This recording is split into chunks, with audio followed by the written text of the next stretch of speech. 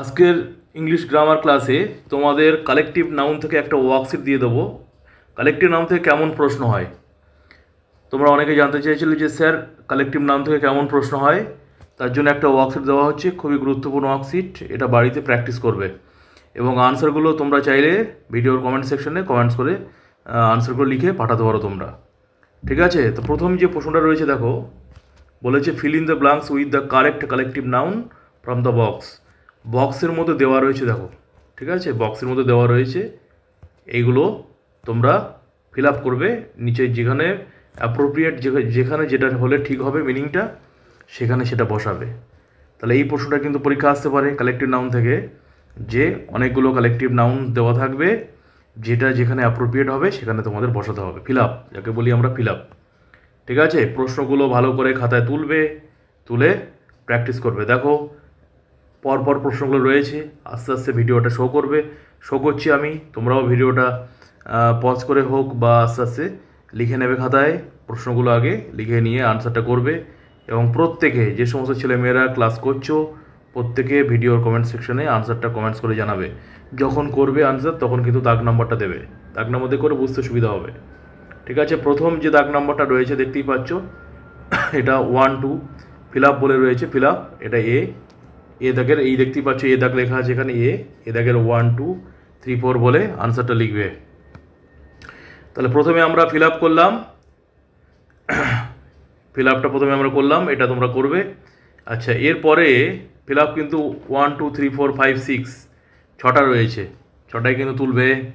তুলে প্রত্যেকটা answer appropriate যেটা বসলে মিনিংটা ঠিক থাকবে সেটাই কিন্তু তোমরা বসিয়ে এটা ফিল আপ করবে। আশা করছি তোলা হয়ে গেছে, যদি না হয়ে থাকে ভিডিওটা পজ করে তুলে নেবে।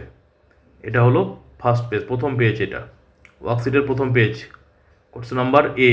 ঠিক আছে, এবার দেখো কোশ্চেন নাম্বার বিতে কী রয়েছে ভালো করে খেয়াল করো। বলতে match the words with their correct collected nouns. এখানে দেখো ম্যাচ করতে হবে, এই ফিশের সাথে যেটা হবে লিখবে, ফ্লাওয়ার্সের সাথে যেটা হবে লিখবে, কিসের সাথে যেটা হবে লিখবে, প্রত্যেকটার সাথে যেটা ম্যাচ হবে সেটা তোমরা ম্যাচিং করবে। কীভাবে করবে বলে দিচ্ছি। তো এটাও কিন্তু একটা খুবই গুরুত্বপূর্ণ প্রশ্ন। Match the words with their correct collective nouns. আগেরটা ফিল আপ ছিল, এটা ম্যাচ করতে হবে। ঠিক আছে, কোশ্চেন নাম্বার বি বলে আনসারগুলো লিখবে, কমেন্টস সেকশনে কমেন্টস করে জানাবে। দেখো এখানে fish, flowers, kiss, cards, dogs রয়েছে, পরপর 5টা রয়েছে। এই 5টা যে রয়েছে কীভাবে আনসারটা লিখবে, ফিশের সাথে যেটা ম্যাচ করবে, ফিশের সাথে যেটা ম্যাচ করবে, ধরো সাপোজ ধরো ফিশের সাথে এইটা ম্যাচ করছে, সাপোজ। ঠিক আছে, তাহলে এইটাই লিখবো এখানে গিয়ে। এই কোশ্চেন নাম্বার এই ডিটা দেবো, ডি লিখে এই বাঁচটা ওখানে গিয়ে লিখবো। ফ্লাওয়ার্সের সাথে ধরো সাপোজ ম্যাচ করছে এইটা, তাহলে এই সি বলে এটা লিখবো এখানে গিয়ে। ঠিক আছে, এইভাবে কিন্তু ম্যাচ করবে। বা তোমরা চাইলে লাইন টেনেও ম্যাচ করতে পারো, সেটা যদি কখন করবে, যদি এরকম বক্স থাকতো তাহলে তোমরা লাইন টেনে ম্যাচ করতে পারতে। ঠিক আছে, বক্স তো নেই, তাই তোমরা এইভাবে ম্যাচ করবে যেটা আমি বললাম। ঠিক এইভাবে কিন্তু ম্যাচ করবে যদি জায়গা থাকে। আর যদি লেখার জায়গা না থাকে তাহলে কী কার করবে, তখন লাইন টেনে ম্যাচ করবে। যদি জায়গা না থাকে লাইন টেনে ম্যাচ করতে পারো, বা আরেকভাবে করা যেতে পারে। যদি মনে করো আরেকভাবে ম্যাচ করবো স্যার, কীভাবে করা যেতে পারে, ধরো ফিশের পাশে 1 রয়েছে, 1টার সাথে কার ম্যাচিং হবে সেটা দেখো। সাপোজ ধরো এইটা ম্যাচ হবে, তাহলে এখানে 1 লিখতে পারো।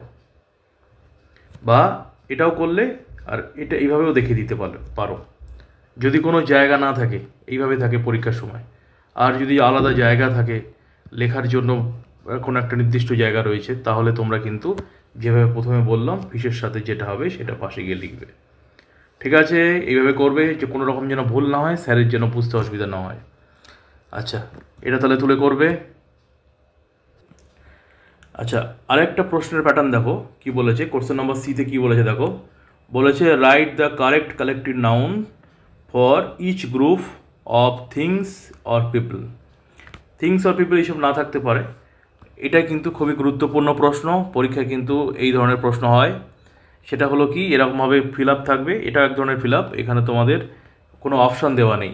প্রথমটা যেমন অপশান দেওয়া ছিল, এটা কোনো অপশান দেওয়া নেই। এখানে যেটা অ্যাপ্রোপ্রিয়েট হবে, মিনিংফুল হবে, সেটাই তোমাদের লিখতে হবে। ঠিক আছে, এটা কিন্তু কোনো অপশান দেওয়া নেই, ভালো করে কোশ্চেনটা তোলো, তুলে নিয়ে ঠিক করে লিখবে। কোশ্চেন নম্বর 1, এলিফ্যান্টস আছে, শিপস আছে, স্টুডেন্টস আছে, লায়ন্স আছে, প্লেয়ার্স আছে। এটা কিন্তু ভালো করে করো, ঠিক আছে? আনসারটা কমেন্টস করে জানাবে। কালেকটিভ নাউনের তোমাদের ওয়ার্কশিট দিলাম আজকের একটা ক্লাসে, এই ওয়ার্কশিটটা তোমরা সলভ করো।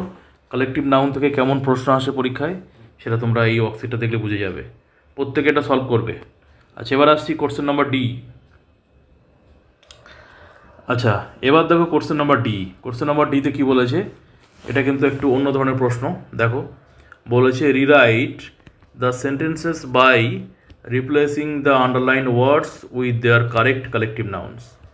হ্যাঁ, তার মানে কি, ভুল দেওয়া রয়েছে, সেটাকে রিপ্লেস করতে হবে তোমাদেরকে করে, কারেক্ট যেটা যেটা সঠিক সেটাই তোমাদের লিখতে হবে। তাহলে রিরাইট লিখতে মানে আবার লিখতে হবে, পুনরায় লিখতে হবে দ্য সেন্টেন্সেস মানে বাক্যগুলো, by replacing the underlined words with their correct collective nouns. এখানে আন্ডারলাইন করা নেই, আন্ডারলাইনটা ওয়ার্ডটা এখানে রয়েছে যদিও আন্ডারলাইন করা নেই, পরীক্ষা আন্ডারলাইন থাকতেও পারে নাও পারে। তাহলে তোমরা এই সেন্টেন্সটা পড়ে দেখো সেন্টেন্সের মধ্যে কোনটা কালেকটিভ নাউন সেটা দেখো ভুল আছে কি না। যদি ভুল থাকে সেটাকে রিপ্লেস করে যেটা ঠিক হবে সেটা লিখবে। এই প্রশ্নটা কিন্তু খুবই গুরুত্বপূর্ণ প্রশ্ন, একটু অন্য ধরনের প্রশ্ন, একটু না বুঝলে কিন্তু পরীক্ষা পারবে না। তাহলে বুঝতে পারলে সহজ ভাষায় বলতে গেলে ভুল আছে সেন্টেন্সগুলো ঠিক করে লিখতে হবে, শুদ্ধ করে লিখতে হবে।